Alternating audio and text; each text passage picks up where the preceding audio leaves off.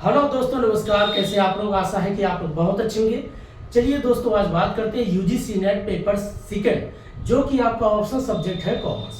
Commerce में दोस्तों आज हम बात करेंगे आपका 2 यूनिट को बेसिक जो एक साथ जोड़ करके बात करेंगे, बिजनेस इकोनॉमिक्स और बिजनेस फाइनेंस। पहले समझते हैं बिजनेस इकोनॉमिक्स में क्या क्या यूनिट है, हमें क्या क्या पढ़ना है। देखिए, पहले ट्रेडिशनल बेस पे हमें क्या क्या पढ़ना है, उसके बाद थोड़ा एडवांस लेवल पे हम बात करेंगे। ठीक उसी प्रकार से आपका बिजनेस फाइनेंस में भी ट्रेडिशनल में समझेंगे और एडवांस चीज़ों में समझेंगे।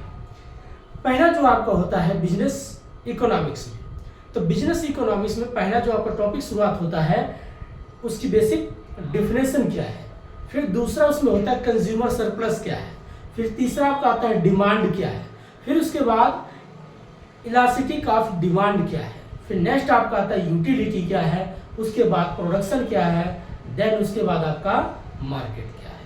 ये बेसिक चीज आपका होता क्या, ट्रेडिशनल नॉलेज। अब इसी ट्रेडिशनल नॉलेज के आधार पे आपका पूछता है करंट बेस से और इंटरनेशनल चीजों को जोड़ करके वही आपका बनता है क्या, एडवांस लेवल तक के क्वेश्चन बनता है, या एडवांस लेवल तक के आपको इंफॉर्मेशन कलेक्ट करना है। अब एडवांस लेवल में कैसे आप सोचना या इंफॉर्मेशन नॉलेज कलेक्ट करेंगे, पहली चीज आपको यह समझना पड़ेगा कि बेसिक चीज देखना पड़ेगा कि अगर मान लीजिए WTO में कोई पॉलिसी चेंज होता है, या वर्ल्ड बैंक में कोई पॉलिसी चेंज होता है, IMF में कोई मान लीजिए नई पॉलिसी कुछ आती है, या उसके चेयरमैन कौन बनते हैं, या कितने देश का संगठन है, ये बेसिक चीज आपको थोड़ा सा करंट चीजों में देखना पड़ेगा। ये चीज आपको हो जाता है एडवांस लेवल में। और बाकी आपको मार्केट व्यू में आप देखेंगे कि भाई मार्केट में ऐसी कौन सी वस्तु आ गई है, या उसकी डिमांड किस लेवल में जा रही है, उसकी गुडविल किस लेवल में है, उसकी गुडविल कौन सी अवस्था में, थोड़ा सा वो क्या करता है इकोनॉमिक्स को एडवांस लेवल में चीजें जोड़ता है। बाकी और भी आप इकोनॉमिक्स पढ़े होंगे, जैसे आप माइक्रो इकोनॉमिक्स, माइक्रो इकोनॉमिक्स, एक होता माइक्रो एक होता मैक्रो। तो जिसको बोलता माइक्रो MICRO, एक होता MACRO। ये बेसिक दोनों चीज को समझना बहुत जरूरी है। आप जो अपने सिलेबस में पढ़ते हैं ये पूरा होता माइक्रो, और माइक्रो जो मैक्रो होता है ये एडवांस लेवल चीजें होता है।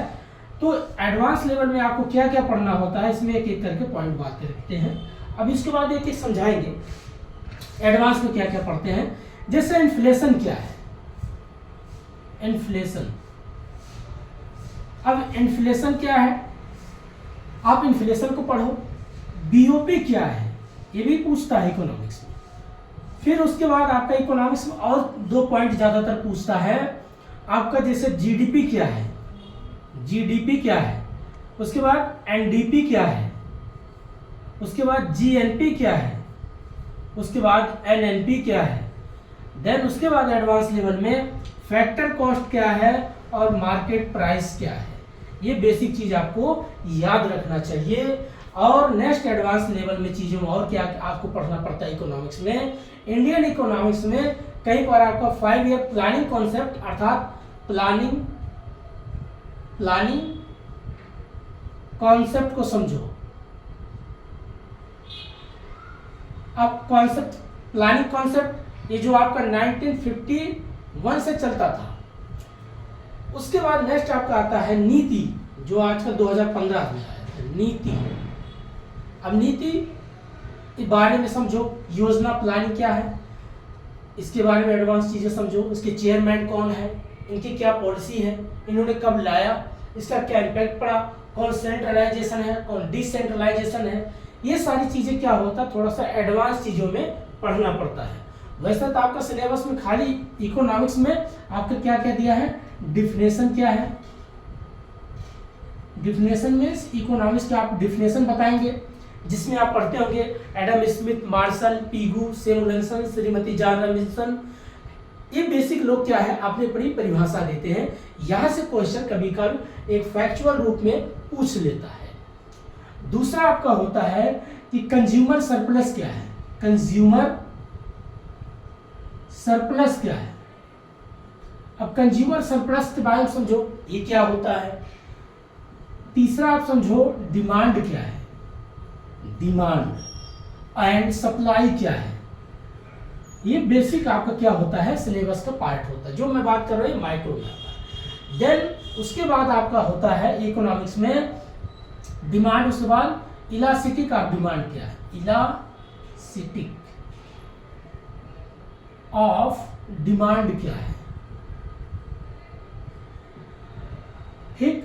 उसके बाद आप पढ़ते हैं यूटिलिटी क्या है, यूटिलिटी क्या है, यूटिलिटी, ठीक, जिसमें आप 2 पॉइंट पढ़ेंगे, कोऑर्डिनल, ऑर्डिनल, जिसमें आप पढ़ते हैं मार्जिनल यूटिलिटी, ठीक है। उसके बाद आप पढ़ते हैं मार्केट, देन उसके बाद प्रोडक्शन, प्रोडक्शन मीन्स क्या क्या उत्पादन हो रहा, लॉन्ग टर्म में क्या ऐसा होगा और शॉर्ट टर्म में, लॉन्ग टर्म और उसके बाद शॉर्ट टर्म,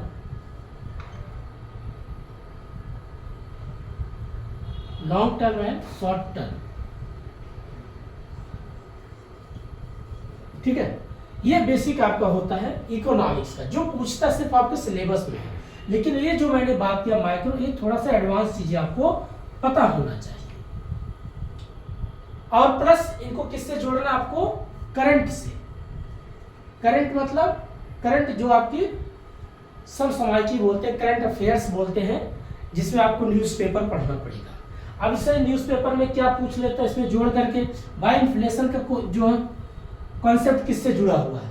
मान लीजिए आरबीआई कोई पॉलिसी अगर लाती है, या आरबीआई कोई रेपो रेट में, या रिवर्स रेपो रेट में, या बैंक रेट में, या आपका एसएलआर में किसी प्रकार का अगर रेशियो बढ़ाती है, घटाती है, या कमर्शियल बैंक को अगर देखा जाए तो उनको लोन सस्ता देती है या लोन महंगा देती है, तो उसका इम्पैक्ट क्या पड़ेगा आपकी डिमांड पे, आपके सप्लाई पे।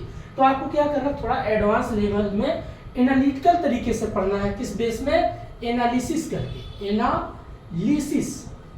एनालिसिस तरीके से चीजों को आपको पढ़ना पड़ेगा। जब आप इस लेवल में आप तैयारी करते हैं तो समझ जाए आप हर चीज को कनेक्टिविटी अच्छे तरीके से करते हैं। अब जैसे बीच में काफी बार आप देखेंगे आजकल गिग वर्क बहुत ज्यादा कॉन्सेप्ट आता है। अब किसी से पूछा गिग वर्क क्या है, उसका क्या इम्पैक्ट पड़ता है, क्या गिग वर्क को भी एक प्रकार से लाइसेंस उनकी जो प्रोटेक्शन किया जाना चाहिए कि नहीं किया जाना चाहिए। क्योंकि भाई गिग वर्क कौन होते हैं, जैसे आप देखते होंगे अमेजोन पे जो काम करते हैं, फ्लिपकार्ट पे जो काम करते हैं, जोमेटो पे काम करते हैं, ये लोग क्या करते हैं, स्विगी पे काम करते हैं, जो सामान को क्या करते हैं, सप्लाई करते हैं। ये जो वर्कर हैं उनके लिए क्या गवर्नमेंट या प्राइवेट कंपनियां किस तरीके के उनके बारे में प्रोटेक्शन सोचती है, तो उनकी सैलरी कितना बढ़ाना चाहिए, ये कुछ चीज़ें आपको क्या करना है, आसपास के जो भी इन्वायरमेंट है, जो भी आपके बिजनेस से चीज़ें घटित होती हैं, उनके बारे में भी नॉलेज रखना बहुत जरूरी है। इसीलिए दोस्तों कहते हैं कि पढ़ाई अगर आप करो, पढ़ाई करो तो नहीं, पढ़ाई को कंसेप्चुअल तरीके से और एक दूसरे से कोरिलेट करके पढ़ो।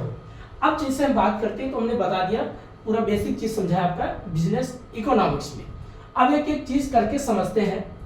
जैसे हमें पढ़ना पहले पॉइंट आता है आपका बिजनेस इकोनॉमिक्स, इसकी डेफिनेशन की बात करता है। अब शुरुआत में जो बच्चे 11th 12th या ग्रेजुएशन में पढ़ाई किए होंगे इकोनॉमिक्स में, इकोनॉमिक्स तो ऐसे बहुत बड़ा चैप्टर है, अगर बताने लग जाए तो आपको बहुत सा आएगा। सोशल इकोनॉमिक्स क्या है, जियोग्राफिकल इकोनॉमिक्स क्या है, एग्रीकल्चर इकोनॉमिक्स क्या है, इंडियन इकोनॉमिक्स क्या है, स्टैटिक्स ऑफ इकोनॉमिक्स क्या है, पब्लिक इकोनॉमिक्स क्या है, इंटरनेशनल इकोनॉमिक्स क्या है, ये हर एक पॉइंट को, माइक्रो और मैक्रो इकोनॉमिक्स क्या है, कैपिटल इकोनॉमिक्स क्या है, सोशलिज्म इकोनॉमिक्स क्या है, मिक्स्ड इकोनॉमिक्स क्या है, बेसिक चीज़ें आपको अगर इतना पता है तो आप इकोनॉमिक्स को नेशनल, डोमेस्टिक से और इंटरनेशनल चीज़ों को अगर आप समझते हैं और समाज को समझते हैं, जियोग्राफी को समझते हैं, पर्यावरण को भी देखते हैं, इंफ्रास्ट्रक्चर को देखते हैं, तभी आप समझ पाएंगे कि इकोनॉमिक्स है क्या। लेकिन आपको सिर्फ सिलेबस के अकॉर्डिंग जितना पूछता है तो सिर्फ इतना ही दिया है, डेफिनेशन बताओ, इसकी कंज्यूमर सरप्लस क्या है, डिमांड और सप्लाई क्या है, और प्लस इलास्टिक ऑफ डिमांड क्या है, और प्लस आपका आ जाता है यूटिलिटी क्या है। यूटिलिटी में 2 कोऑर्डिनल और ऑर्डिनल, देन मार्केट आपका लॉन्ग टर्म और short term, plus monopoly, oligopoly, perfect competition, ये सारी चीजें आपकी आती है प्रोडक्शन में, लॉन्ग टर्म और शॉर्ट टर्म। अब एक एक करके समझते हैं। पहला डिफिनेशन। डिफिनेशन क्या कहता है? इकोनॉमिक्स का बेसिक चीज की अपनी परिभाषा। जैसे आपसे पूछूं कि आप अपने बारे में या अपने भाषा में जो भी आपको समझ में आता है कोई चीज बताइए। मैं पूछूं इकोनॉमिक्स है क्या, बस ये मेरा पहला सवाल है, what is the economics? Can you define, you give me the explanation? क्या आप उसकी एक्सप्लेनेशन दे सकते हैं? आप उसके you have to talk about the economics. क्या इकोनॉमिक्स के बारे में आप बता सकते हैं? What is the exact point of the economics? तो आपको समझाना पड़ेगा कि इकोनॉमिक्स है क्या। इकोनॉमिक्स, अब एडम स्मिथ क्या बोलते थे कि राष्ट्रों की संपत्ति ही जो है, या वेल्थ ऑफ नेशन कह के बोल देते थे। तो इन सभी लोगों ने बोला भैया कि वेल्थ ऑफ नेशन कहने से थोड़ी देश चलता है। अब वेल्थ ऑफ नेशन बोले, कैसे वेल्थ ऑफ नेशन? किस व्यक्ति, कौन व्यक्ति है जो नेशन का डेवलपमेंट करेगा? चोर करेगा, साहूकार करेगा, ईमानदार करेगा, कौन करेगा? तो वहीं पर इनकी परिभाषाओं क्या किया जाता है? काट दिया जाता है। हर एक व्यक्ति एक दूसरे की परिभाषाओं को क्या करते हैं? फिल्टर करते हैं। अब उसके बाद एडम स्मिथ बाद आपके आते हैं कौन? मार्शल आते हैं। मार्शल कहते हैं इकोनॉमिक्स राष्ट्रों की संपत्ति नहीं, बल्कि वह होता है जो आपके सीमित साध्य है, जो लिमिट रिसोर्स या जो भी आपके रिसोर्स है, जो आपकी पूर्ति करता हो, जो सप्लाई करके आपके डिमांड, आपकी इच्छा को पूर्ति करता हो, उसे अर्थव्यवस्था कहते हैं।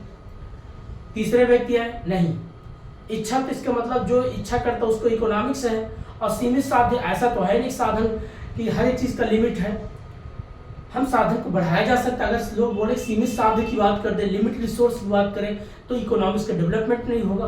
कोई व्यक्ति बोले नहीं जितनी चादर उतना पैर फैलाओ, क्या ये कॉन्सेप्ट सही होगा? नहीं। किसी ने कहा पैर फैला, चादर घटेगी तो मार्केट से खरीद कर लाएंगे। तो बोले इसका मतलब अपनी इच्छा तो बढ़ाओ, इच्छा बढ़ाओगे, डिजायर बढ़ाओगे, डिमांड आएगा, डिमांड होगा, सप्लाई बढ़ेगा, और सप्लाई बढ़ेगा, प्रोडक्शन बढ़ेगा, प्रोडक्शन बढ़ेगा तो देश की इकोनॉमिक्स बढ़ेगा, लोगों को रोजगार मिलेगा, टैक्स होगा, सरकार के पास पैसा जाएगा, और सरकार उस पैसे से इंफ्रास्ट्रक्चर का डेवलपमेंट करेगा। तो उसके बाद एडम स्मिथ, मार्शल, फिर पीगू आते हैं। पीगू कहते देखिए, अगर इच्छा की बात करें या डिजायर की बात करें, तो डिजायर तो भाई एक साहूकार के अंदर भी होता है, एक चोर की भी बात होती है, लेकिन किसकी बात को हम परिभाषाओं में बांध सकते हैं?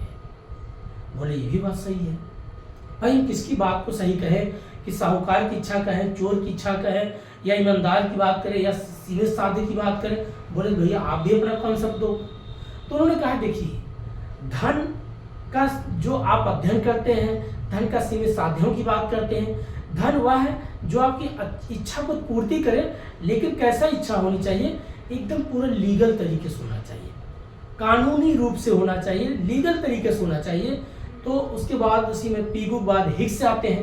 उन्होंने कहा देखिए भाई साहब, ऐसे नहीं हो सकता। धन का मतलब ये नहीं है कि जो सिर्फ ईमानदारी से कमाता है, क्या जो इलीगल से काम करता है, जो साधु संत है, जो और भी लोग, क्या वो देश की मतलब ऐसा नहीं इकोनॉमी चलाते हैं? चाहे लीगल चाहे इलीगल, खर्च तो करते ही हैं। तो हर एक व्यक्ति अपनी परिभाषाएं तो दिए, बट कोई व्यक्ति अपनी परिभाषाओं से, अपनी डेफिनेशन से इकोनॉमिक्स को बांध नहीं पाए। ये बेसिक होता है आपका डिफिनेशन, जिसमें आप पढ़ते हैं Adam Smith, Marshall, Pigou, Samuelson, Shrimati Joan Robinson, Hicks, बहुत से लोग आपके आगे आगे मिलेंगे, टेलर महोदय, हेनरी फ्योल, आगे ऐसे ऐसे लोग मिलेंगे जो इकोनॉमिक्स की परिभाषाएं तो दिए, मगर कोई भी अपनी परिभाषाओं से इकोनॉमिक्स को बांध नहीं पाया। अब दूसरा बात करते हैं आपका कंज्यूमर सरप्लस। वैसे कंज्यूमर सरप्लस क्या होता है दोस्तों? सपोज करिए आप बाजार जाते हैं, आपकी जेब में मान लीजिए 500 रुपया है। आप बाजार जाते हैं, सोचते हैं कि चलिए मुझे 2 बुक्स खरीदने हैं, 2 कॉपी लेने हैं और 4 पेन लेने हैं। उन्होंने सोचा कि 500 में मेरा सब कुछ हो जाएगा। क्या सोचा? 500 रुपये में 2 कॉपी, 2 बुक्स और 2 पेन खरीद के ले आ सकते हैं। अब उन्होंने 500 रुपये का एक एस्टिमेटेड किया था 500 रुपीज़। अब उन्होंने सोचा कि अगर मैं बाजार जाता हूँ, उन्होंने सोचा कि 500 रुपये में इतनी मेरी क्वांटिटी आ सकती है, ठीक है। लेकिन पता चला 500 बाजार उनको मिलता है कितने में? 450 रुपये में। कितने में? 450 रुपये में। मान लीजिए 450 रुपये में। तो 50 रुपये, अगर इतना सोचे थे 500, लेकिन घट करके कितना हो गया? इतना। ये जो इनका बचा है, ये जो क्या हुआ, इनका बच गया। जो हमने सोचा था और वास्तव में जो हमें पे करना पड़ा, जो रियल हमें पे करना पड़ा, तो 500 हमने सोचा था, 450 पे किया, तो हमारा 50 रुपया जो बचा, यही क्या बोलते हैं, हमारे लिए कंज्यूमर सरप्लस होता है। बेसिक चीज है, जो हम कुछ देते हैं वास्तव में हमें जो कुछ देना पड़ता है, इसी के बीच का जो बचती हुई राशि है, अमाउंट है, उसी को हम बोलते हैं कंज्यूमर सरप्लस। ठीक है, जिसको बोलते हैं आई वांट टू पे, आई रियल टू पे, then want to and real to difference between that is surplus, now have to call by the consumer surplus। इसी को बोलते हैं कंज्यूमर सरप्लस। जो कुछ हम चाहते थे देना, I want to pay and real to pay, there are between of difference and now have to call, that is called by consumer surplus। इसी को बोलते हैं कंज्यूमर सरप्लस। तो दोस्तों ये होता है कंज्यूमर सरप्लस। सॉरी, अब नेक्स्ट पॉइंट हम बात करते हैं डिमांड एंड सप्लाई। अब डिमांड क्या है, सप्लाई क्या है? जब आपके मन में, आपके अंदर कोई एक इच्छा जगती है, जैसे दिवाली आया, कोई भी पर्व आता है, त्योहार आता है, तो आप सोचते हैं कि मार्केट में जाते हैं तो एक नई वस्तु कोई देखते हैं, आपके अंदर एक डिजायर आती है, एक इच्छा जगती है कि मेरे पास भी एक कपड़े होना चाहिए, ये वाली जो डेकोरेट कर घर में लाके सजाएंगे तो ऐसा होना चाहिए, ये वाला हमारे पास बुक्स होने चाहिए पढ़ने के लिए। मार्केट में जाते तरह तरह की मोबाइल देखते हैं, अलग अलग ब्रांडेड, तो आपके अंदर एक इच्छा आती है। जब उसी इच्छा की पूर्ति करने के लिए आप क्या करते हैं, संसाधन की व्यवस्था करते हैं, रिसोर्स की व्यवस्था करते हैं, प्लस समय लगाते हैं। तो रिसोर्स और प्लस टाइम दोनों के अकॉर्डिंग जब किसी वस्तु को आप प्राप्त करते हैं, उसे बोलते हैं डिमांड। और डिमांड तभी होगा जब डिमांड आपका होगा, तभी सप्लाई किया जाएगा। तो डिमांड और सप्लाई एक दूसरे के ऐसे हैं जैसे कैंची के दो फ्लैग। अगर डिमांड ही नहीं होगा तो सप्लाई क्या होगा, और सप्लाई भी अगर हो गया, डिमांड नहीं होगा तो बेकार हो जाएगा। इसलिए जैसे जैसे डिमांड बढ़ती है वैसे वैसे सप्लाई बढ़ाई जाती है। इसलिए पहले बोलते थे पुराने समय में कि कंज्यूमर को हम सप्लाई करके कुछ भी बेच देते थे। अब कंज्यूमर इतना अवेयर हो चुका है, इतना पढ़ा लिखा हो चुका है, समय के अनुसार सब चीज़ें समझने लग गया। अब उसको मन में आता है कि देखिए हमें ऐसी वस्तु चाहिए जो मल्टीपल तरीके से एक्टिविटीज़ करता हो, मल्टीपल तरीके से काम करता हो। अब वो हमें नहीं चाहिए जो एक वस्तु लाए, हमें सिर्फ एक ही काम, हमें और भी काम निकालना है। जैसे आप देखते होंगे, मार्केट जाते होंगे, जूसर की मशीन देखते होंगे, आप घर में लाते हैं तो सोचते हैं एक तो ऐसा होगा जिससे हम जूस निकाल लें, दूसरा ऐसा होगा जिससे हम क्या करेंगे, शेक बना लें, तीसरा ऐसा हो जिसमें हम मसाले पीस लें। सोचिए, आप एक मल्टीपल रिसोर्स तरीके से चीज़ें जब सोचना शुरू करते हैं, तब क्या करते हैं, आप उसकी डिमांड ज़्यादा करते हैं। तो अब क्या हो गया, जिसको बोलते पहले होता था कंज्यूमर किंग नहीं होता था, लेकिन अब जो है कंज्यूमर किंग हो गया। एक किंग ऑफ डिमांड भी इसी तरीके का आगे चैप्टर मिलेगा, डिमांड में ही बताएंगे। तो डिमांड का मतलब होता है जब आपके पास डिजायर होती है, इच्छा होती है, और उस इच्छा की पूर्ति करने के लिए आप पैसे लगाते हैं, पैसे मतलब रिसोर्स और प्लस समय लगाते हैं। जब बाजार जाते हैं तो जेब में पैसा भी रखते हैं, प्लस अपना समय भी देते हैं ना, 1-2 घंटे तक का बार्गेनिंग करेंगे, क्वांटिटी क्वालिटी को पहचानेंगे, then after you have to carry buy and come to the house, अपने घर आते हैं उस वस्तु को लेकर के। इसी को बोलते हैं डिमांड।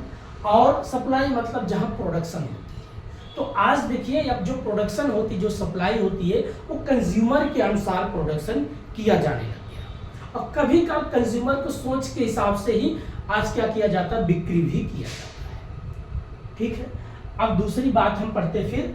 अब इसी में आता है इलास्टिक ऑफ डिमांड। अब डिमांड जो होती है, अब इलास्टिक मीन्स क्या होता है, जैसे इलास्टिक होती है रबड़।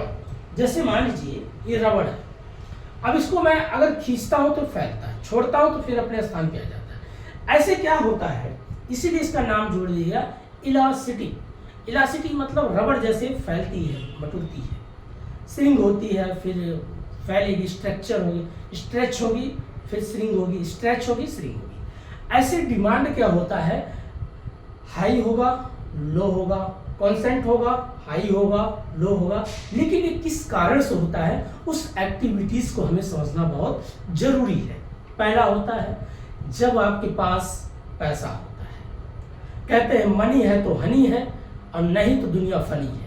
अगर आपके पास पैसा है तभी आप शहद खरीदेंगे, कहने मतलब वही है।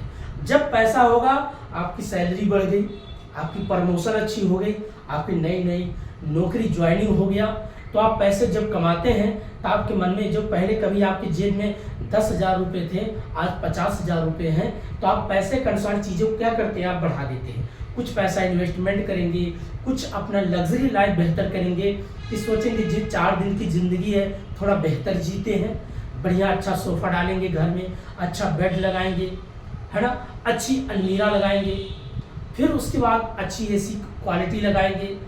तो आप क्या करते हैं, वातानुकूलित हर एक फैसिलिटी क्या करते हैं, डिमांड करते हैं। तो जब आपकी पैसा बढ़ती है तो आप डिमांड क्या करते हैं, बढ़ा देते हैं।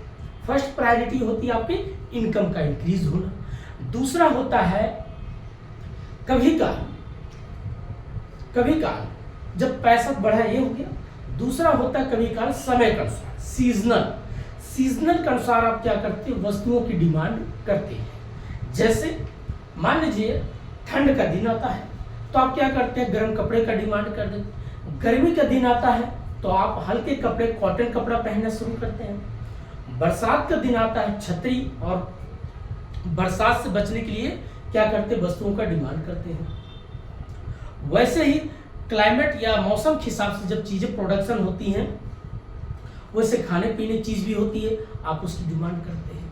तो एक होता आपका इनकम, दूसरा होता आपका सीजनल, और तीसरा होता आपका जिसको बोलते हैं एक प्रकार से क्रॉस इलास्टिसिटी।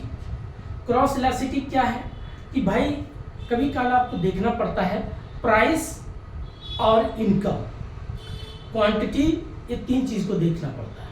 कभी काल अगर आपके पास इनकम अच्छी है तो आप प्राइस नहीं देखते, कभी काल आपके पास इनकम कम है तो आप प्राइस भी देखते हैं। तो एक दूसरे से क्रॉस करके क्या करते हैं, डिमांड और सप्लाई होती है या डिमांड करते हैं।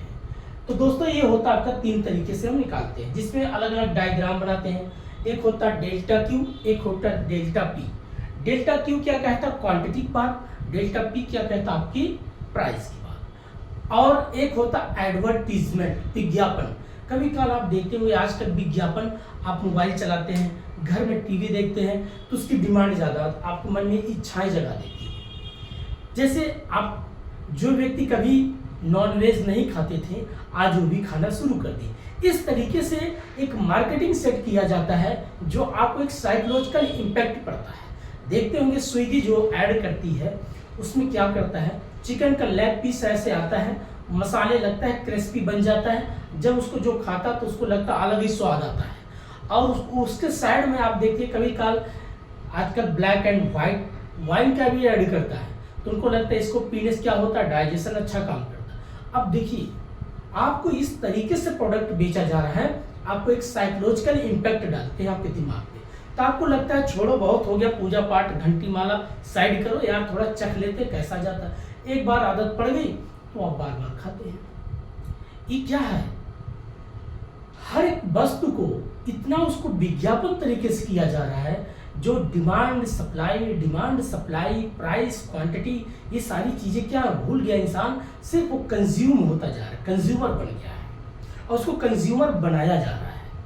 इसीलिए आज के प्रेजेंट टाइम में थोड़ा सा चीज़ें बात करेंगे।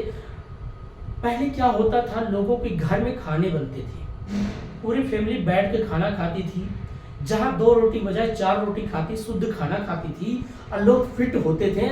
50 तक जाते जाते तब जाके लोगों को आधे बाल, कुछ बाल पकते थे।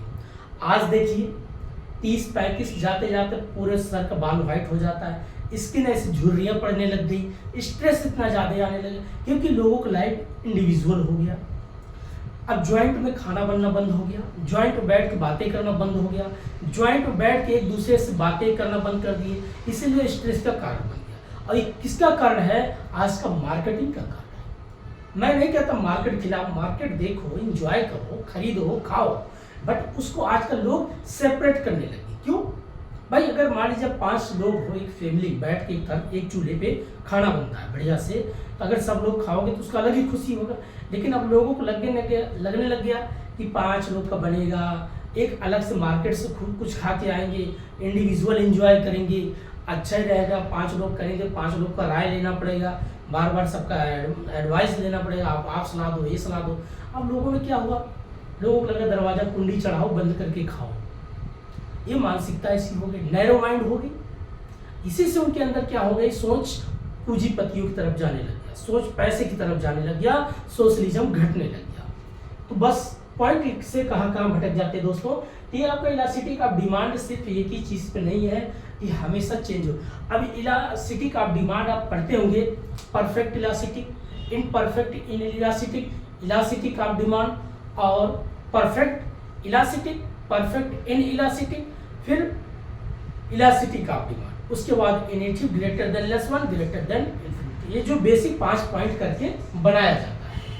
अब उसमें क्या क्या कहता है ऐसे करके समझा देते हैं दोस्तों।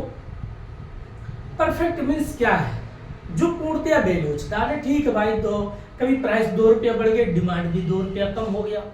एक होता परफेक्ट इन इलास्टिसिटी, कभी 5 रुपया बढ़ गया तो चलो 3 रुपया घट गया। एक होता इन्फिनिटी, बहुत ज्यादा डिमांड बहुत हो रही है, अनंत है, रुकने वाली नहीं। सपोज के लिए कोई व्यक्ति हॉस्पिटल में बीमार है, अब बीमार व्यक्ति है और डॉक्टर साहब बोलते हैं भाई इनका 1 लाख का इंजेक्शन लगेगा तब इनकी जान बचेगी। अब डिमांड बहुत हाई है, अब वहां पर प्राइस भी हाई है, डिमांड और प्राइस दोनों एक जैसे बढ़ रहे हैं। तो जिसमें आप डायग्राम देखते होंगे ऐसे बन जाता है, डिमांड खड़ी होगी, प्राइस के बराबर जा रही है। तो ये जो डायग्राम यही दर्शाता है कि डिमांड सिचुएशन के अनुसार बदलती है, डिमांड इच्छा के अनुसार बदलती है। ऐसे डिमांड परफेक्ट होगी, इनपरफेक्ट होगी और इन्फिनिटी होगी। इस तरीके से आपका क्या होगा, जीरो भी हो जाती है डिमांड। कभी कभी जीरो डिमांड क्या हो जाती है, जैसे दिया सलाई है। भाई ऐसा तो है नहीं कि आप 5 किलो मान लीजिए नमक ला के घर में रखेंगे, जितना जरूरत उतने रखेंगे, चीनी उतनी रखेंगे जितनी जरूरत है। लेकिन कुछ ऐसी वस्तुएं होती लग्जरी डिमांड, भाई जब पैसा बढ़ता है तो आप डिमांड ज़्यादा कर देते तो प्राइस बढ़ जाती है, क्वांटिटी बढ़ जाती है। तो ये आपका इलास्टिसिटी का डिमांड को इस तरीके से पढ़ते हैं। अब नेक्स्ट पॉइंट बात करते हैं आपका यूटिलिटी। यूटिलिटी क्या होती है, जब किसी वस्तु में वह क्वांटिटी या क्वालिटी निहित होती है। जैसे मान लीजिए आप मार्केट गए और आपके मन में इच्छा हुआ कि आज मुझे गरम गरम समोसे खाना है।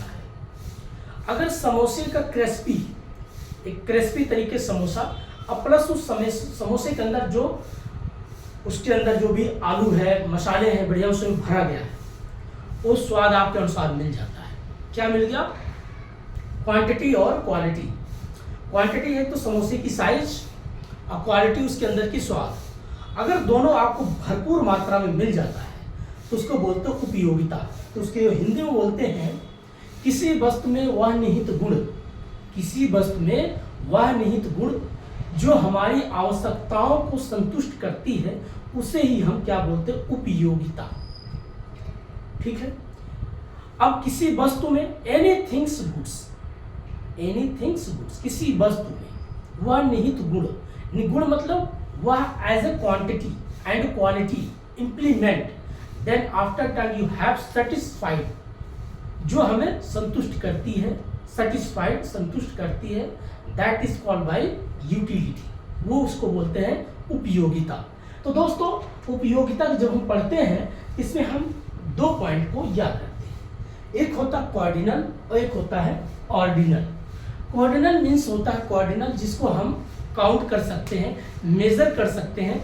जैसे मान लीजिए कपड़ा है तो कपड़ा आप कहेंगे भैया हमें 2 मीटर 4 मीटर का कपड़ा चाहिए, तो आप उसको मेजर करेंगे। आपको 1 लीटर दूध चाहिए तो उसको आप क्या करेंगे, वेट, उसको भी आप मेजर करेंगे लीटर में। आपको मान लीजिए चावल चाहिए या चीनी चाहिए तो उसको आप क्या करेंगे, वेट करेंगे।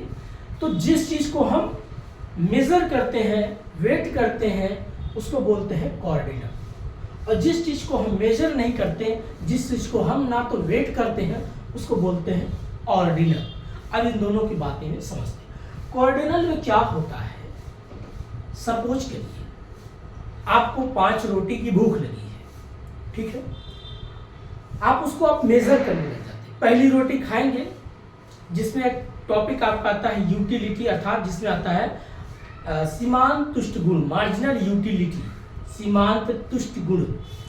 अब मान लीजिए इसमें आप क्या पढ़ते हैं, पहली रोटी आप जब कंज्यूम करते हैं तो आप देखते होंगे बहुत अच्छा फील होता है, दूसरी रोटी खाते थोड़ा कम फील होता है, तीसरी और कम फील, चौथी और पांचवी पे जाके आप 0 हो जाते हैं। Then you have to satisfy, आप संतुष्ट हो जाते हैं। और जब आप संतुष्ट हो जाते हैं तब उसके बाद आप डिमांड करते हैं, नहीं करते, उसकी उपयोगिता उपयोग करते हैं, नहीं करते। इसी को हम डायग्राम के माध्यम से समझा देते हैं दोस्तों, कैसे होता है कॉर्डिनल और ऑर्डिनल में अलग बात होगा। ऑर्डिनल का कोई मेजर नहीं है, पहले यहां पर एक डायग्राम बनाएंगे, समझा देते हैं।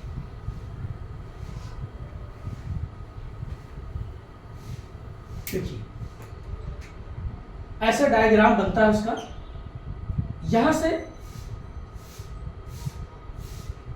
पहला जैसे मान लीजिए किसी भी चीज पे ले लो, टोटल प्रोडक्शन के रूप में ले लो या कोई भी ले लो, इसको बोलते हैं टोटल सेटिस्फाइड, जो भी कर लो। तो जैसे जैसे आप पहली रोटी खाते हैं तो देखिए इंक्रीज होता है, ये इसको यहाँ से इसको बोलते हैं फर्स्ट एज, इसको बोलते हैं सेकेंड एज, और जब यहाँ से गिरने लगती है इसको बोलते हैं ये सेकेंड एज, ये फर्स्ट एज, और देन ये जो है थर्ड एज। यहाँ पर क्या होता है, एवरेज और मार्जिनल की बात होता है। अब एवरेज क्या होता है, मार्जिनल जो होती है ऐसे बढ़ती है, ठीक है,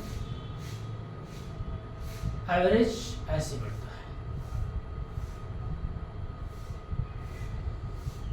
इस तरीके से हम डायग्राम बनाते हैं एपी और एमसी। अब इसमें क्या समझाता है, देखिए ऐसा डायग्राम जो बनता है, फर्स्ट एज मतलब क्या बोलते हैं कि जैसे जैसे आप पहली रोटी कंज्यूम करते हैं तो आपको बहुत संतुष्टि मिलता है। अब जैसे जैसे एक पॉइंट पे जाके आप 0 पहुंच जाते हो, इसे बोलते थर्ड एज। तो ये जो इधर का पॉइंट फर्स्ट और ये जो यहाँ के तक का पॉइंट, इसको सेकेंड एज। तो मार्जिनल यूटिलिटी अर्थात इसको कोऑर्डिनल में हम क्या करते हैं, मेजर करते हैं, नापते हैं, काउंट करते हैं। पानी भी पीना है, एक गिलास पियेंगे तो और अच्छा, दूसरा गिलास तो और, तीसरे गिलास में संतुष्ट हो जाते, चौथे तक बस इच्छा नहीं होती है। तो यही बात आपकी क्या करती है, कोऑर्डिनल, ठीक है। इसमें आप पढ़ेंगे एवरेज और मार्जिनल टोटल प्रोडक्शन। तो आप किसी भी चीज में आप क्वांटिटी में देख सकते हो, मेजर में देख सकते हो, लीटर में देख सकते हो, मीटर, लीटर, इस प्रकार से आप क्या करते हो, उसको मेजर करते, प्राइस में देख सकते हो। तो इस तरीके का डायग्राम बनाया जाता है मार्जिनल यूटिलिटी का।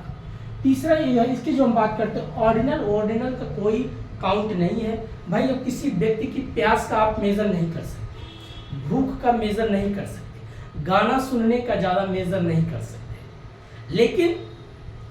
लेकिन जब किसी चीज का कंज्यूम करते हैं तो उसके मेजर कर लेते, कितना रोटी खाया, कितना गिलास पानी पिया, कितना वस्तु बेचा, किस रेट में बेचा, उसको हम कर सकते हैं। किसकी मन की इच्छा की हम संतुष्टि कर सकते हैं, मन तो चंचल है, तो वो होता है ऑर्डिनल। ये बात को समझो। तो दोस्तों ये बात हमने किया यूटिलिटी। अगला बात करते हैं मार्केट। मार्केट मीन्स बाजार। देखिए बाजार क्या है, बाजार आपका लॉन्ग टर्म होता है, शॉर्ट टर्म होता है, पर डे होता है, वीकली होता है, मंथली होता है, 6 मंथ भी होता है, हाफ ईयरली भी हो मार्केट लगती है। अब जैसे मार्केट में क्या क्या चीज आप पढ़ते हैं, एक होता मार्केट में जिसको बोलते हैं परफेक्ट कंपटीशन, एक होता इनपरफेक्ट कंपटीशन, एक होता मोनोपोली, एक होता ओलिगोपोली। ये पॉइंट को आप समझिए। अब परफेक्ट कंपटीशन क्या, मार्केट में जहां पर अलग अलग ब्रांड के कई वस्तुएं बिकती हैं, बेचने वालों की संख्या ज्यादा है बट खरीदने वालों की संख्या कम है। अगर खरीदने वालों की संख्या कम है तो बार्गेनिंग ज्यादा होगा, फायदा किसका होगा, कंज्यूमर का। उसको बोलते हैं परफेक्ट कंपटीशन, क्योंकि यहाँ बहुत से लोग में आपस में कंपटीशन है बेचने वालों में, तो फायदा किसका हुआ, कंज्यूमर का। कभी कभी आप देखते हो किसी मोहल्ले में कोई एक व्यक्ति अगर मान लीजिए कोई एक वस्तु बेचता, चाहे थाली गिलास या मोबाइल का, या कोई एक डॉक्टर बैठा हो, उसका अपना एक मोनोपोली बन जाता है। जब कहीं पर सिर्फ बेचने वाले एक व्यक्ति होता है तो उसको बोलते हैं मोनोपोली। वहां फायदा किसका होता है? बेचने वाले का, और नुकसान किसका होता है? खरीदने वालों का। यही चीज हमें पढ़ना है कि perfect competition, imperfect competition, monopoly, और एक होता ओलिगोपोली। ओलिगोपोली और खतरनाक है। मोनोपोली चलो ठीक है, इस एरिया कोई एक है, लेकिन ओलिगोपोली पता चला कम से कम 5-6 किलोमीटर के रेंज में एक ही व्यक्ति होगा, वहाँ उसके अलावा कोई रहेगा ही नहीं। जैसे देश का मान लीजिए अगर रेलवे ले लो, गवर्नमेंट का रेलवे डिपार्टमेंट, एक प्रकार से ये ओलिगो, चाहे जितना चाहे किराया बढ़ा सकता है, आप कुछ नहीं कर सकते। बट यहाँ पर एक चीज है भाई, ये तो डेमोक्रेसी है, ज्यादा किराया बढ़ाएगा तो विपक्ष और सत्ता जो भी है, जनता है, जागरूक है तो आंदोलन कर देगी, आपको किराया कम करना पड़ जाएगा। लेकिन बिजनेस फील्ड में अगर देखा जाए, जैसे मान लीजिए कोई एक व्यक्ति अगर मोनोपोली बना ले, अगर एक व्यक्ति मोनोपोली बना ले तो, और उसके बाद वो पूरा ओलिगोपोली में आ जाए तो और बहुत खतरनाक होता है। तो बस ये बारीकी चीज को देखना, परफेक्ट कंपटीशन क्या है, मोनोपोली क्या और ओलिगोपोली। इसमें 3 चीज और ध्यान में देखना पड़ता है। एक होता सुपर प्रॉफिट, एक होता नॉर्मल प्रॉफिट, एक होता जीरो प्रॉफिट। ये नॉर्मल प्रॉफिट, जीरो प्रॉफिट क्या होता है दोस्तों? बस यही बात याद रखना, जब आप बाजार जाते हैं, किसी वस्तु खरीदने के लिए आप 1000 रुपया दे रहे थे, लेकिन वास्तव में आप वहां पर 900 रुपया देते हैं, तो 100 रुपया आपका प्रॉफिट हो गया, बच गया। इसको बोलते हैं सुपर प्रॉफिट। जब किसी वस्तु खरीदने आप बाजार जाते हैं, वहां आपको 1000 का 1000 ही रुपया देना पड़ गया, इसको बोलेंगे जीरो प्रॉफिट। कोई प्रॉफिट नहीं हुआ, आपका कुछ नहीं बचा। और तीसरा होता है, जब किसी वस्तु को आप खरीदे जा रहे थे, सोचे थे वस्तु मिलेगी 800 का, आपको देना पड़ गया 1000 रुपया, तो 200 रुपया ज्यादा लगाना पड़ गया, इसको बोलते हैं लॉसेस प्रॉफिट। बस यही चीज है। इसी चीज को आप पलट दो कभी कंज्यूमर की तरफ, इसी चीज को पलट दो कभी बायर की तरफ, कभी उसके लिए प्रॉफिट होता है, कभी आपके लिए प्रॉफिट होता है, कभी उसके लिए लॉस होता है, कभी आपके लिए लॉस होता है। उसकी डायग्राम भी ऐसे बनती है, उसकी डायग्राम ऐसे बनती है दोस्त, ऐसे करके डायग्राम, AR MR, AR हो गया, अरे एवरेज मार्जिनल, AR। अब मान लीजिए कोई यहां पर कोई कॉस्ट आपकी पड़ती है, तो आपकी कॉस्ट यहां पर गई, तो कहेंगे भाई एवरेज मार्जिन जहां काटती है तो जीरो प्रॉफिट, कुछ नहीं। एक होता है कभी काल आपकी कॉस्ट यहां कटती है, लागत यहां ज्यादा लग गई तो आपकी जीरो प्रॉफिट, लॉस हो गया। और कभी काल आपकी लागत यहां गई और इतने में आपने बेच लिया, तो 3 कंडीशन बनता है, जीरो प्रॉफिट, सुपर प्रॉफिट और सुपर लॉस। 3 कंडीशन बनता है। ये बात चाहे बायर के लिए देखो, चाहे सेलर के लिए देखो, 3 तरीके से इसको हम ऐसी एवरेज कॉस्ट बोलते हैं। तो ये होता है एवरेज रेवेन्यू, मार्जिनल रेवेन्यू और एवरेज कॉस्ट। ये जहां पर काटती हैं, इसको अगर ऊपर काटी तो लॉस, बीच पे पॉइंट काटती है तो जीरो, और इससे नीचे काटती है तो प्रॉफिट। भाई कहने का मतलब, अगर आपको कोई वस्तु आपने इतना बनाया था, पूरा लगाया था, उसको आपने मान लीजिए जितना आपने पैसा लगाया, ऐसे समझो मान लीजिए 100 रुपया आपने लगाया बनाने में, और आप उसको बेचते हो कितने में? इतने में। बेचा कितने में आपने? 150 में। तो आपका कितना हुआ? 50 रुपया प्रॉफिट होगा, नहीं हुआ? इसको सुपर प्रॉफिट बोल देंगे, सुपर प्रॉफिट। सॉरी, जब कहीं पर ये पॉइंट यहां पर काटती है, आपकी पता चला 130 की लागत थी, 130 में ही बेच दिया, तो क्या हुआ? Zero profit, zero profit. और पता चला आपकी लागत कितना थी? इतना थी, आपने लागत इतना लगाया, और आपने पता चला लागत आपकी कितना? 150 की थी, और बेचा आपने कितने में? 100 या 120 में आपने बेच दिया। लागत आपकी 150 थी और बिक्री कर दिया आपने 120 में, तो आपकी कितनी की लॉस हो गई? 30 की लॉस हो गई। यही कंडीशन बनता रहता है, ठीक है। अब पॉइंट हम नेक्स्ट बात करते हैं प्रोडक्शन। प्रोडक्शन मीन्स क्या होता है, किसी चीज की उत्पादन करना। अब प्रोडक्शन में कई चीज आती हैं, कोई भी चीज हो, अब गेहूं, चावल, दाल, गाड़ी बनाना, टीचिंग का प्रोडक्शन, टीचर आजकल बहुत से ज्यादा प्रोडक्ट हो चुके हैं, skill India, make in India, smart India, ये सब क्या है, प्रोडक्शन की बात करता है, उत्पादन। अब उत्पादन जब आप करते हैं, प्रोडक्शन करते हैं, प्रोडक्शन,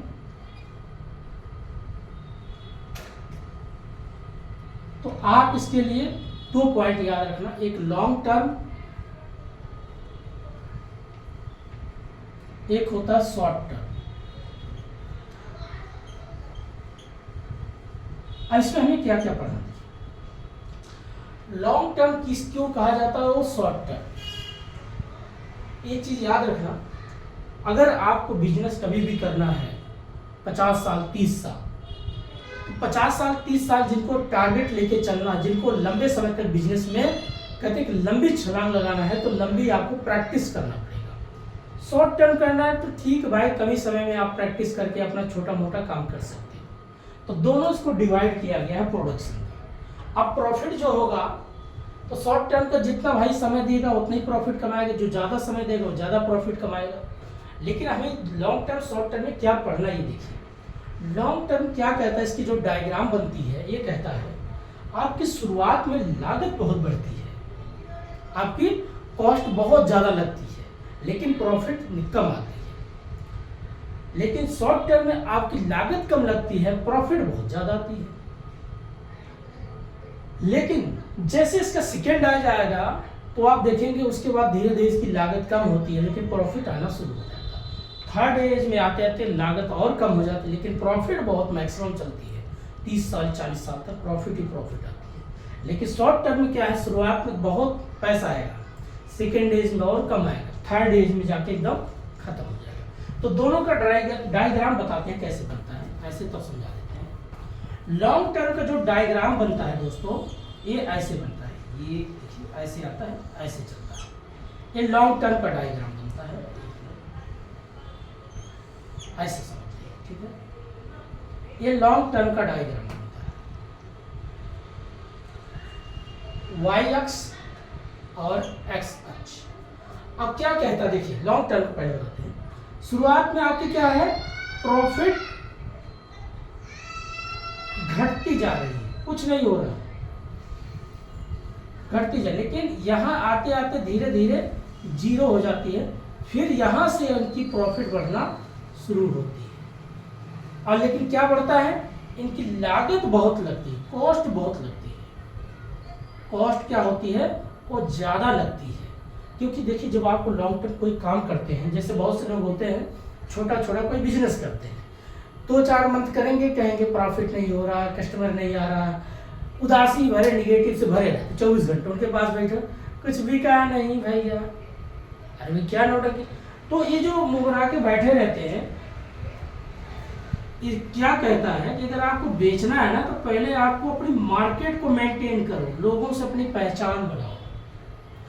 शुरुआत में अगर आप रिलायंस का या जियो का या टाटा का या बिरला का या अडानी का किसी का उठाइए, क्या वो एक दिन में थोड़ी कोई बड़ा आदमी आज बन गया है। उसके बैकग्राउंड, उसके पीछे जाके देखो उन्होंने क्या क्या किया है, कितना पापड़ बेला है।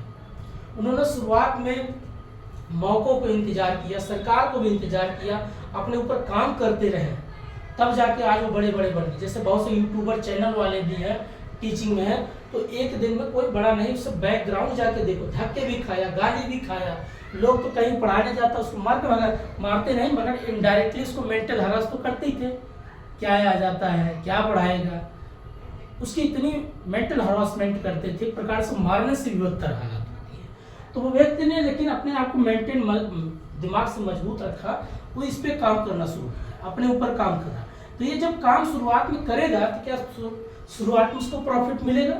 एक ही बात याद रखना, जिस दिन आपको अगर प्रॉफिट नहीं मिल रहा है, आपको मेहनत के अनुसार कोई चीज़ नहीं मिल रहा, आप इंतजार करो, आप बहुत इंतजार करो, वेट करो।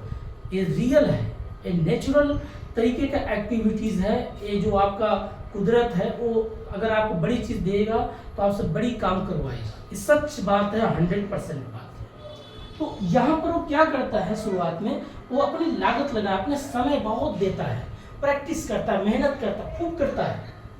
लेकिन जैसे थर्ड स्टेज आता है 4-5 साल के बाद, तब कुछ कुछ पैसा आना शुरू होता है। लेकिन जैसे छठा या 7वां साल लगता है, देखिए उसके बाद जब उसकी मार्केट में गुडविल बन जाता है, एक ब्रांच दिल्ली में खोला, एक ब्रांच मुंबई में, एक ब्रांच चेन्नई में, एक ब्रांच कानपुर में, एक ब्रांच, पता चला पूरे भारत के 2800-2900 पर सब जगह एकदम कब्जा कर लिया।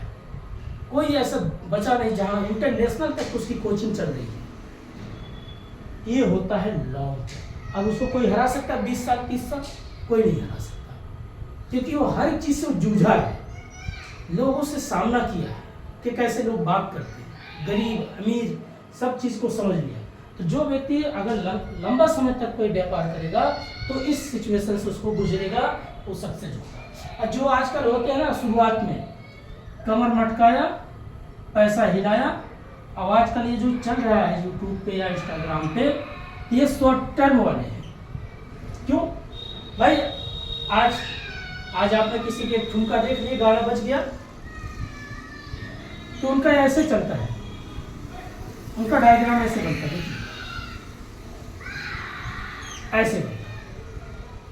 इनका डायग्राम देखो कैसा बन रहा है, इनका डायग्राम देखो कैसा, इनका ऐसा होता है।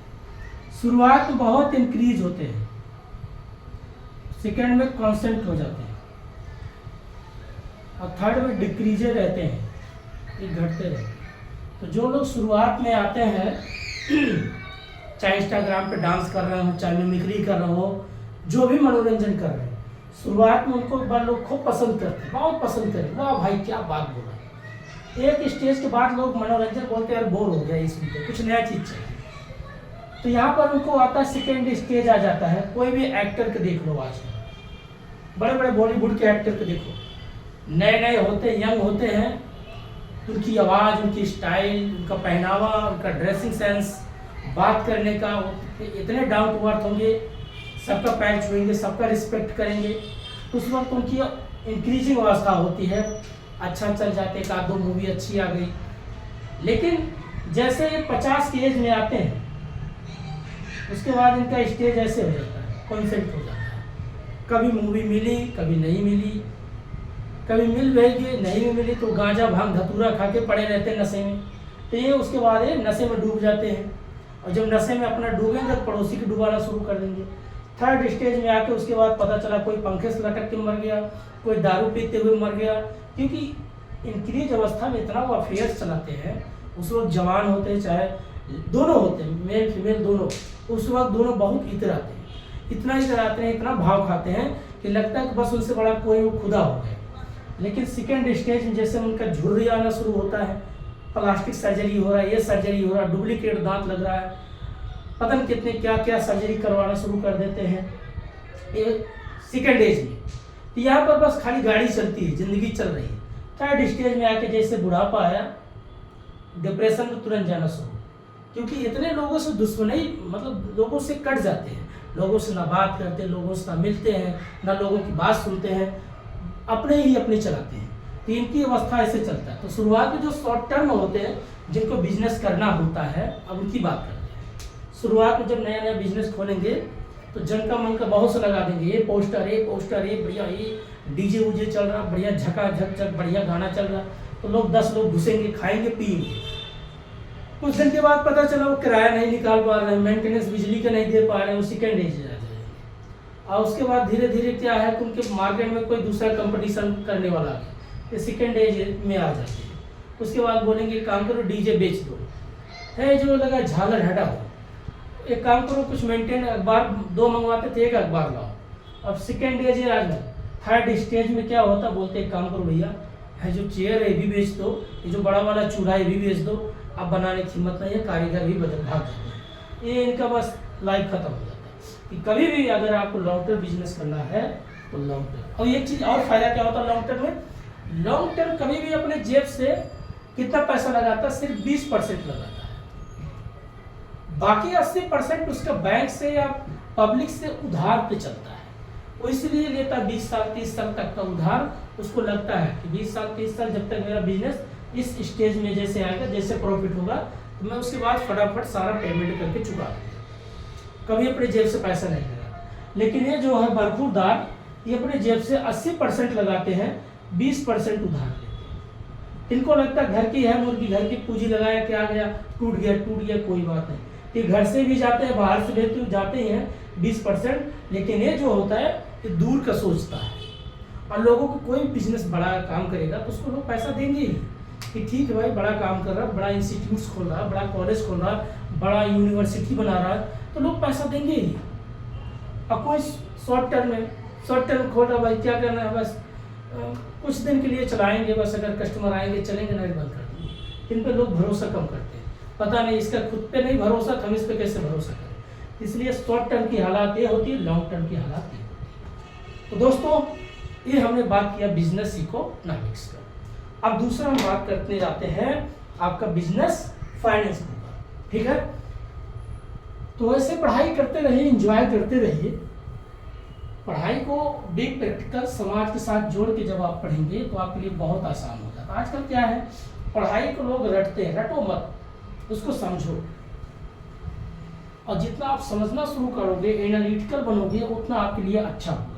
रटने से कुछ फायदा होता नहीं दोस्तों। रटने से है कि मेमोरी में जब तक उसको बार बार याद करोगे तब तक रहेगा, उसके बाद भूल जाता है। अब भूलना भी एक अच्छी बात है, नहीं भूलेगा तो आदमी पागल हो जाता है। अब जैसे कोई मान लीजिए किसी का कोई बिजनेस किया और उसका बिजनेस लॉस में चल रही है, अगर बार बार लॉस सोचता रहेगा तो डिप्रेशन में चला जाता है। वैसे आजकल देखिए बहुत से लोगों का रिलेशन चलता है, आजकल तो शादियां भी बहुत ज़्यादा टूटती हैं। जब तक शादियां नहीं होती सोना बाबू बहुत चलता है, जैसे शादियां टूटती है वो उनको गाली देता है, उनको गाली देता है, वो बड़े बेकार हालात में हो जाते हैं। तो वही है, अब भूल जाने के मतलब क्या होता है, दिमाग से चीज़ें हट जाती हैं। अब भूलना चाहिए, लेकिन अगर आप समझ की चीज़ें करोगे तो भूलेगा नहीं, वो अलग ही चीज़ होती है। अब बात करते हैं बिजनेस फाइनेंस। अब ये बिजनेस फाइनेंस क्या है, और इसमें एक दूसरा टॉपिक इस साइड में, एंड इंटरनेशनल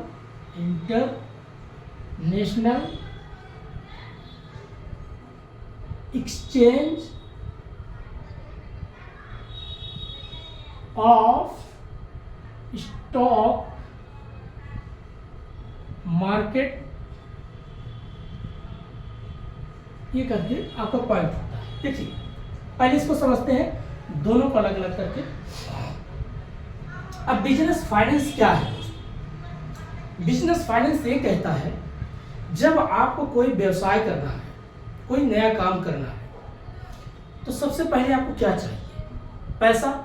जैसे मैंने पिछले वीडियो में बताया था आपको कि बिजनेस मैनेजमेंट का जो आप पढ़ते होंगे, मैनेजमेंट अकाउंटिंग, तो शुरुआत में आप पढ़े होंगे financing activities, investment activities, then उसके बाद आपका होता ऑपरेटिंग एक्टिविटीज। ठीक उसी प्रकार से तो शुरुआत में जब आप बिजनेस कोई करते पहले आप क्या चाहिए? फाइनेंस चाहिए, वित्त चाहिए, पैसा चाहिए। उसको बोलते हैं सोर्स ऑफ फाइनेंस, सोर्सेस या सोर्सेस ऑफ फाइनेंस।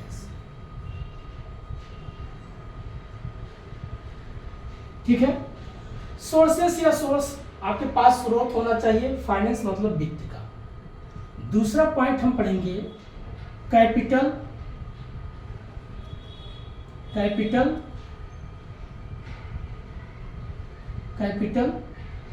स्ट्रक्चर।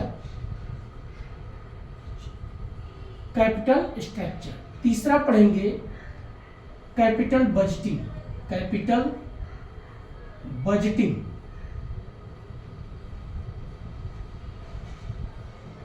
और उसके बाद चौथा पढ़ेंगे dividend.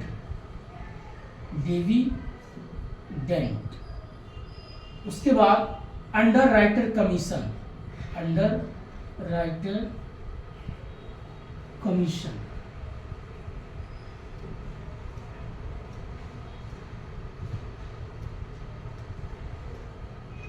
Then working capital, working capital,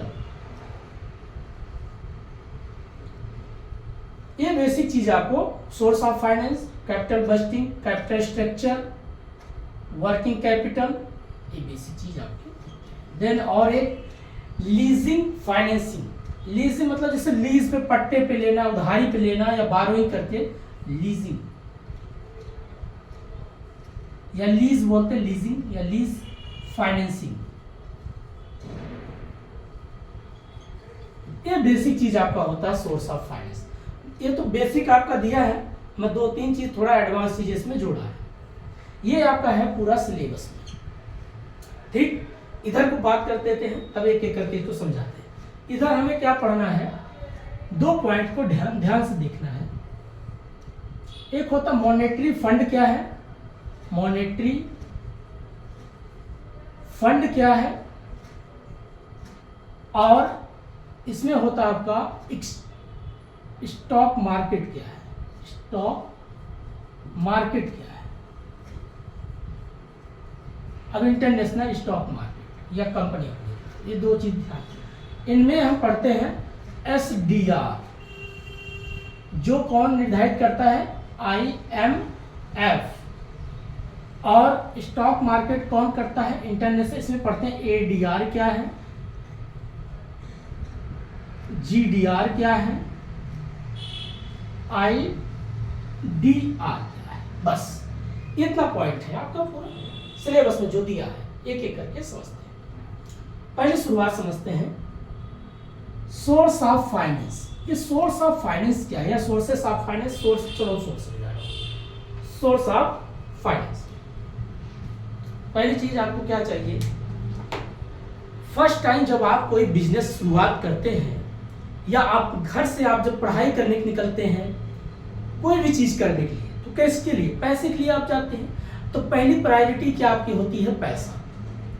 जब आपको पैसा आता है तभी तो आप कोई नया चीज करते हैं, नया चीज सोचते हैं। तो पैसा कहाँ से आएगा, इसके बारे में पढ़ेंगे, सोर्स ऑफ फाइनेंस। तो सोर्स ऑफ फाइनेंस जब पढ़ेंगे तो पैसा हमें कहाँ से आएगा, या तो आपके पास पुश्तैनी, आपके पिताजी, आपके माताजी, आपके दादाजी, जो भी आपके पास पैसा रखते हैं, उसको बोलते हैं इक्विटी। इक्विटी जो खुद के आपके जेब से, जो आपके माता पिताजी देते हैं, ठीक, यहां से पैसा आ सकता है। दूसरा, या तो आप लोग बारोइंग करो, बारोइंग मतलब उधार आप लो, या तो आप उधार, या तो आप खुद के जेब से, जेब मतलब या घर से, ये होता है। 2 तरीके से आप पैसे क्या करते हैं, फाइनेंस की व्यवस्था करते हैं। ये होता है आपका उधार, कहां कहां से हो सकता है, पब्लिक से, जनता, सरकार से, गवर्नमेंट से,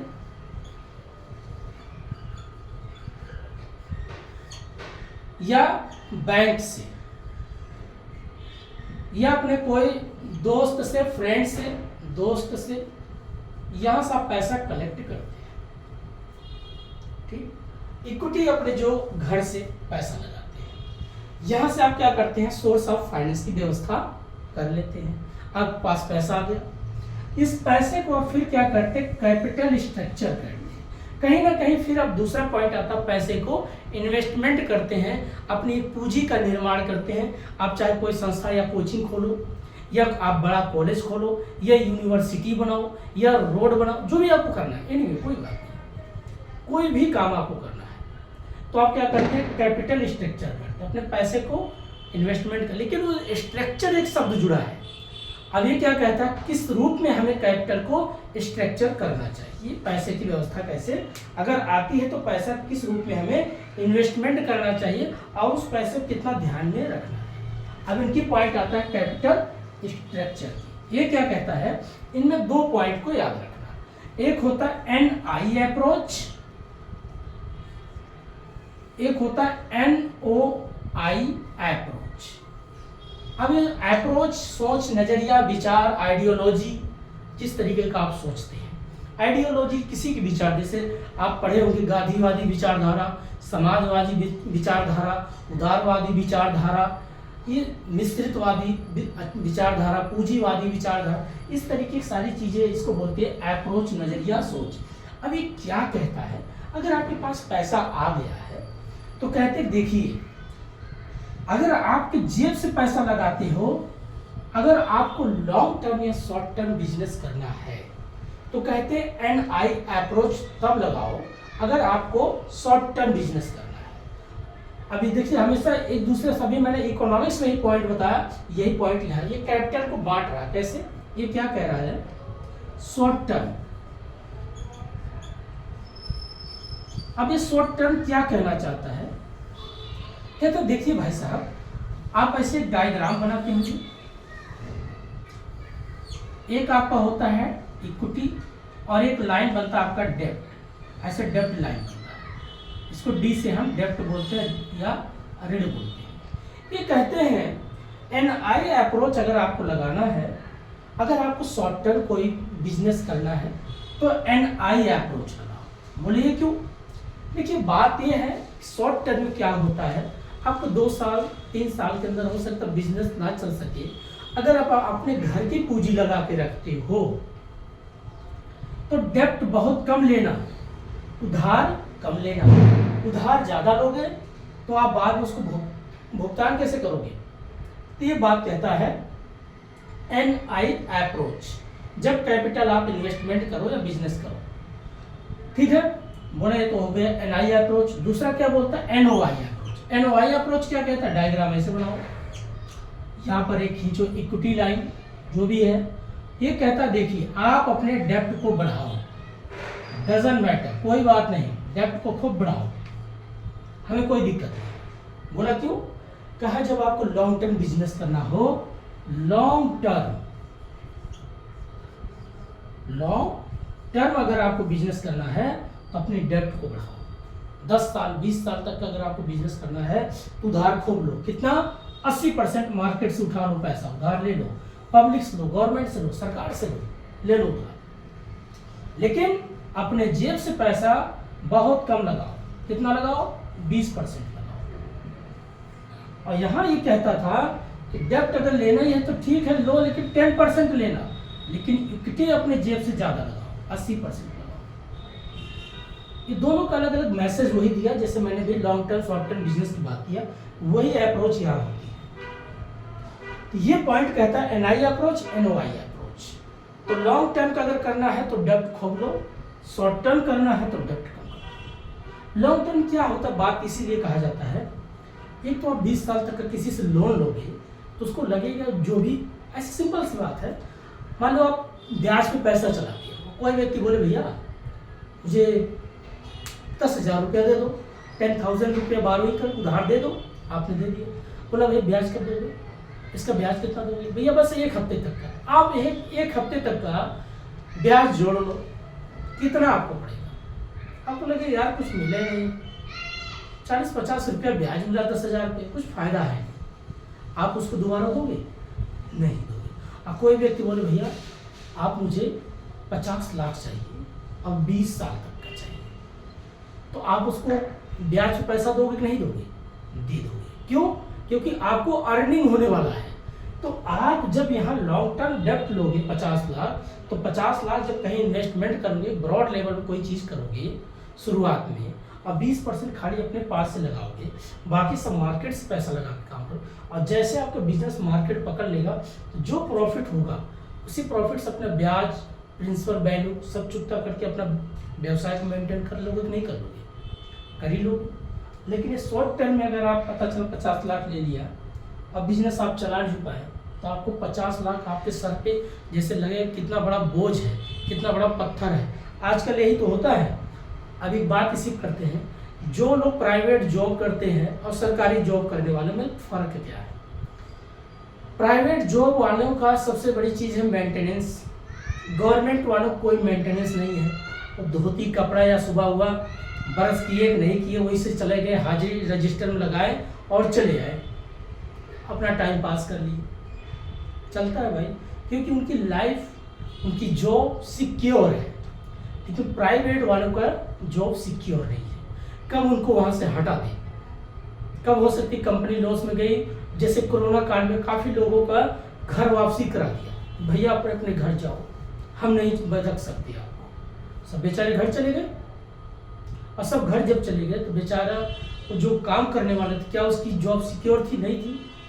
अगर वो जो व्यक्ति जिसका जॉब सिक्योर नहीं है, प्राइवेट में जॉब कर रहा है, वो पता चला अपने बच्चों को इंग्लिश मीडियम पढ़ा रहा हो प्राइवेट में, वहाँ भी उसको हर मंथ पता चला 10,000 फीस जमा करना हो, घर को भी चलाने के लिए 15,000 चाहिए मंथ, प्लस दुख बीमारी के लिए कुछ 10-20 हज़ार चाहिए, या कोई अगर गाड़ी भी किस्त पे लिया उसको हर महीने चाहिए 20-25। अब वो कैसे मेंटेन कर लाएगा?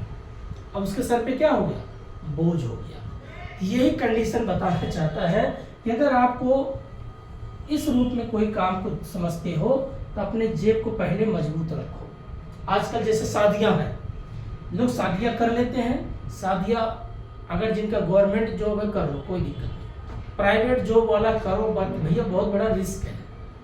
आज रिस्क यही है, यही चीज़ है, रिस्क यही है कि भैया कल उनको आप अच्छे से अगर मेंटेन अच्छा ना खाना खिला पाए, अच्छे कपड़े नहीं दे पाए, अच्छे जगह उनको घुमा नहीं पाए, आपको इतना ताना मारेंगे, अगले दिन आप डिवोर्स में चले जाएंगे।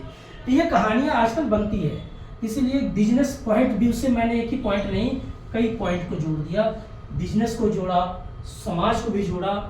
ये चीज़ें होता है आपका कैपिटल स्ट्रक्चर। एक होता है कहता है एक काम करो, दोनों को एक साथ जोड़ के एक मेथड बनता है TOI approach, traditional operating investment या ऑपरेटिंग इन्वेस्टमेंट बोलते हैं, ट्रेड बोलते हैं। कहते हैं काम करो, दोनों जोड़ो, इक्विटी भी अपने जेब से लगाओ, ये भी लगाओ, और लॉन्ग टर्म चलाओ, कोई बात नहीं, दोनों करके चलाओ। इनका दोनों का एक साथ मेल मर्ज करके डायग्राम बन जाता है। तो अब बात करते हैं तीसरा, capital budgeting. What is the capital budgeting? Capital budgeting उस बात को कहता है, सपोज अगर आप कभी कभी देखिए लोग क्या करते हैं, पुराने जमाने के लोग क्या करते थे, जो बचपन में लोग अगर देखेंगे मिट्टी का जो घर होता था, इतनी मोटी मोटी दीवारें होती थी, इतनी मोटी मोटी दीवार होती थी और चौड़ी चौड़ी। तो क्या करते थे, हर जैसे बारिश का दिन आने से पहले बैसाख में, मतलब अप्रैल के मंथ में क्या करते थे, उसकी बढ़िया मेंटेनेंस रखते थे, बढ़िया उसको उजाड़ के बढ़िया फिर से छाते थे, उससे बांस लगाते थे, सरपत लगाते थे, ये सारी चीज़ें उस पर व्यवस्था करते थे, और छप्पर के रूप में उसमें लगाते थे, जैसे खपड़े होते थे, टालियाँ करके आती, सब बढ़िया मेंटेन रखते थे। तो आप सोचेंगे ये बात क्यों बता रहे हैं? ये बात इसीलिए बता रहे हैं कि कैपिटल बजटिंग जो जिससे आपको लॉन्ग टर्म 50 साल 30 साल तक आपको सर्विस के रूप में कोई चीज़ प्रोवाइड करती है। जैसे आप मान लीजिए कोई पीजी बना के बड़े बड़े शहरों में आप खोल दो, अगर उस पीजी को आप बार बार मेंटेन रखोगे, उसकी पेंटिंग अच्छा कराओगे, लाइटिंग का ध्यान रखोगे, और वहाँ पर जो भी स्टाफ रखोगे, किसी को रखते हो मेंटेनेंस के लिए, अगर आप उस पर ध्यान रखोगे तो लॉन्ग टर्म आपको क्या होगा, पैसा मिलेगा। अगर आप बिल्डिंग बनाते हो, बिल्डिंग बना के किराए पर उठाते हो तो उसको मेंटेन रखो।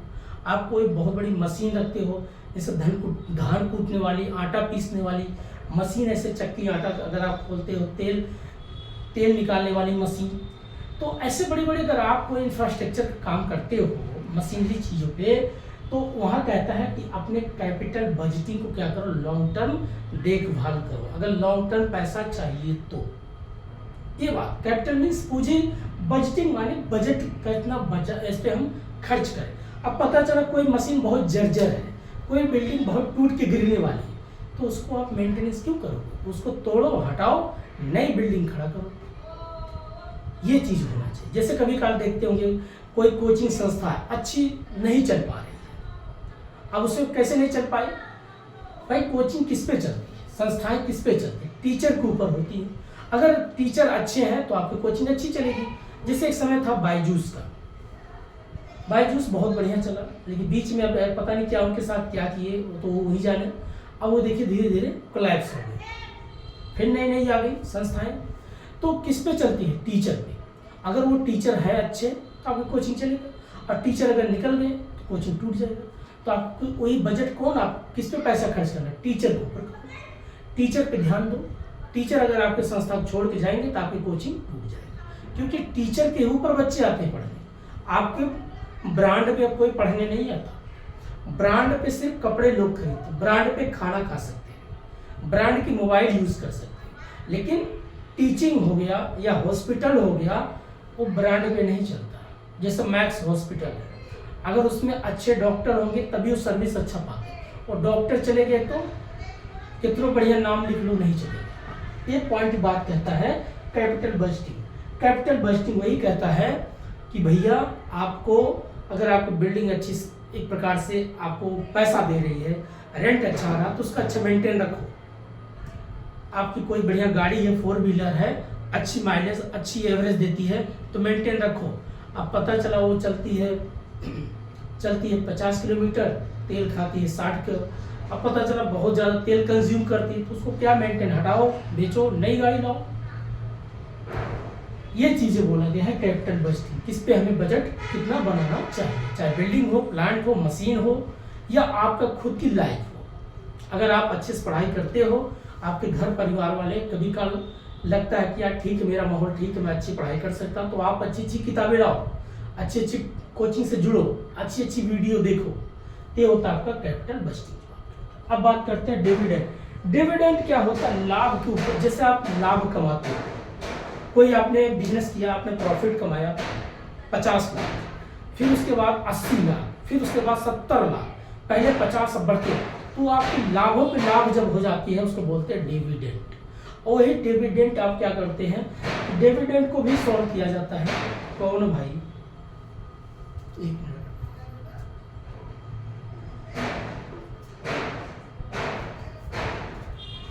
सॉरी दोस्तों पता नहीं।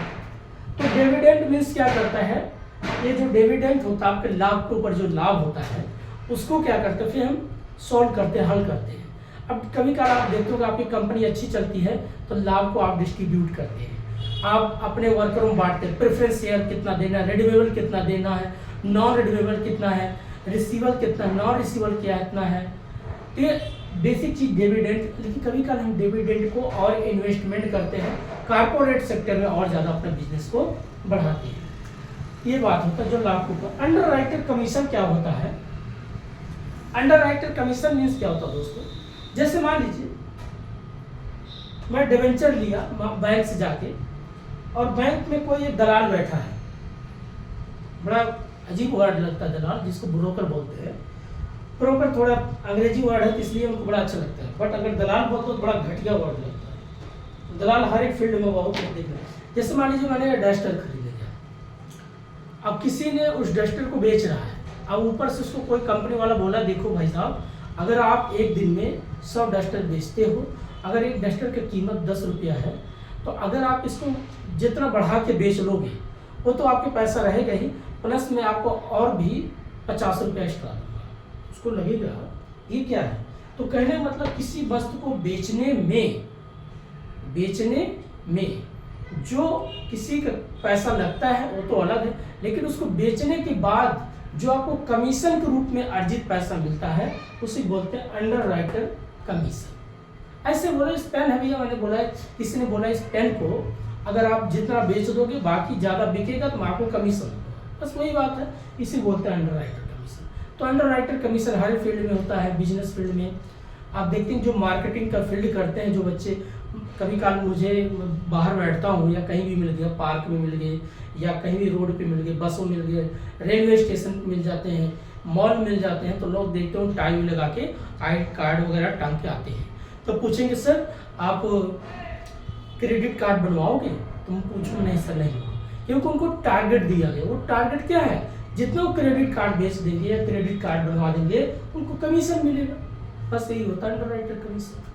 अब बात करते हैं वर्किंग कैपिटल। वर्किंग कैपिटल क्या होता है, जो भी आपके पास पैसा है, करंट एसेट्स और करंट लायबिलिटी, इन दोनों का डिफरेंस ही बोलता है वर्किंग कैपिटल।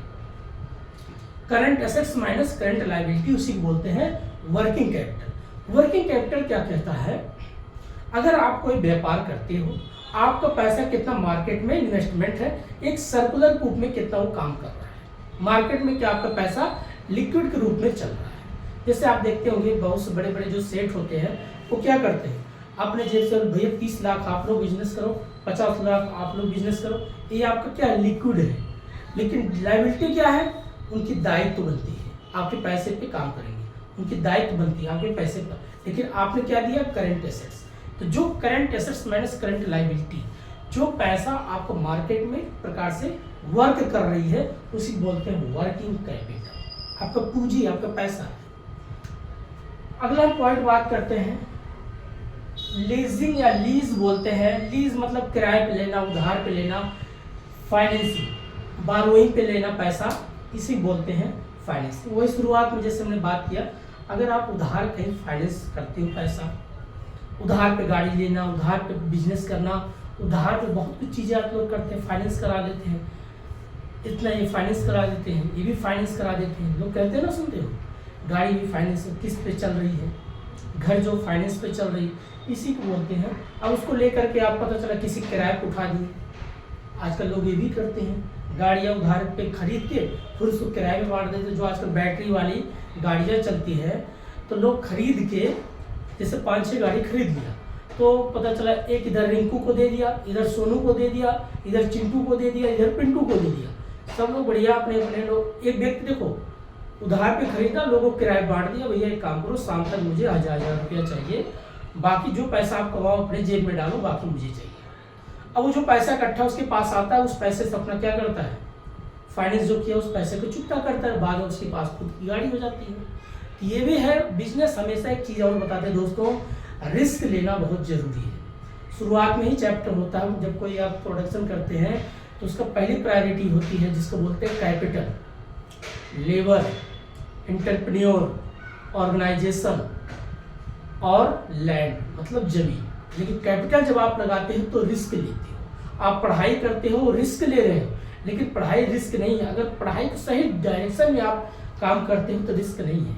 अगर आपकी पढ़ाई लगता है कि बी प्रैक्टिकल, मेरे पास नॉलेज आ रहा है, कुछ चीज़ें मैं सीखता हूँ और इससे मैं कुछ नया चीज़ कर सकता हूँ, भाई आपके अंदर सोचने समझने की ताकत को डेवलप कर रहा है, सही गलत को आप इंटरप्रिटेट कर सकते हो, तो उसको क्या बोलते हैं, रिस्क नहीं है। तो अच्छी बात है। रिस्क तब होती है जब आप बार बार फेल होते, कुछ लाइफ में हासिल नहीं कर पाते। ये हो गया आपका बिजनेस फाइनेंस का। अब बात करते हैं international exchange of stock market. ये 2 पॉइंट को समझते हैं।